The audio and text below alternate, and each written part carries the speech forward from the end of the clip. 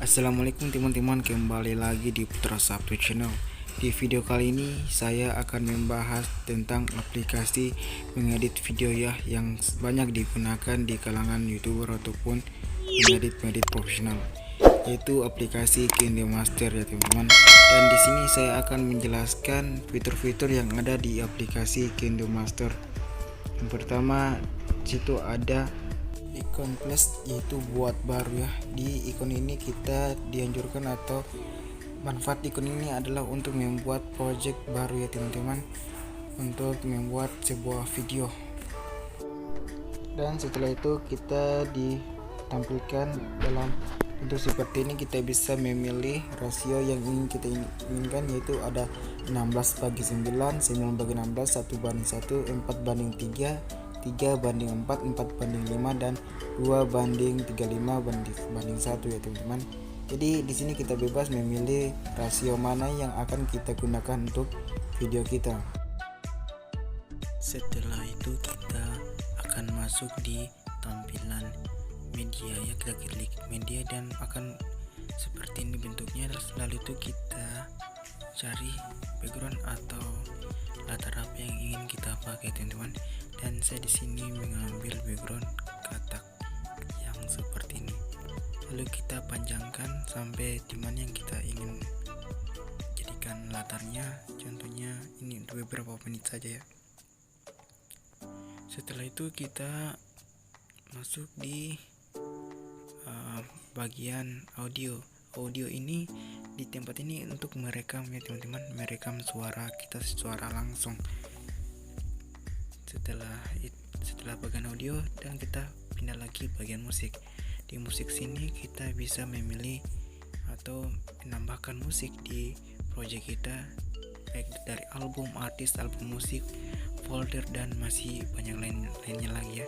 Setelah itu di sini yang tadi yaitu latar ya teman-teman. Di sini kita memilih latar ataupun bisa kita cari background ya teman-teman. Kita menambahkan lapisan, tapi di sini tidak bisa menambahkan lapisan, tapi lapisan itu ada di sini ya teman-teman. Di sini kita bisa menambahkan media, efek, stiker, teks, dan tulis tangan ya teman-teman.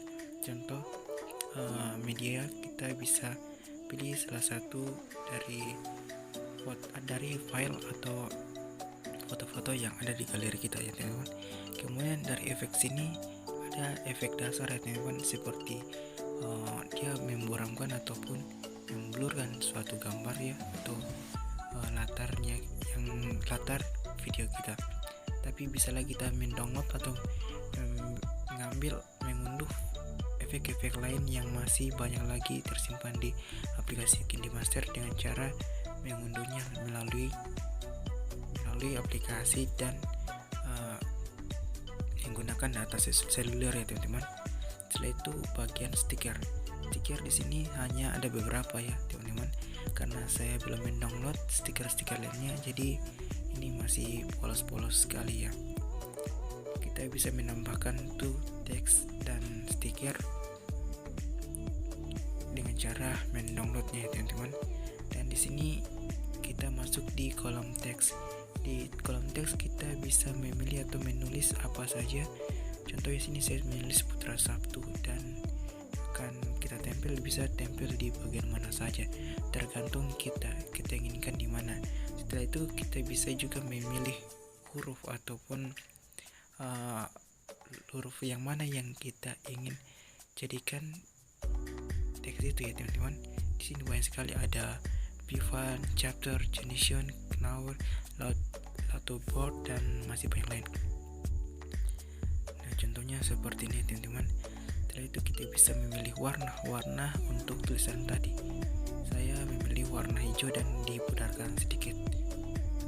Dan di sini kita bisa memilih animasi masuk, animasi keseluruhan, dan animasi keluar.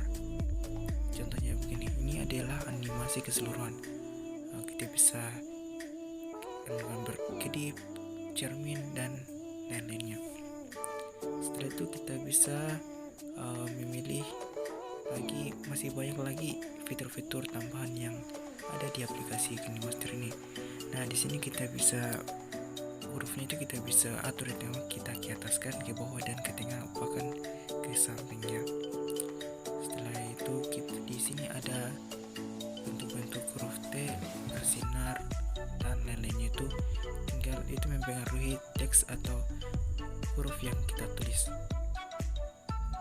Ini adalah latar belakang. Setelah itu ini untuk menyinari atau membuat huruf yang kita tulis itu bersinar ya teman-teman.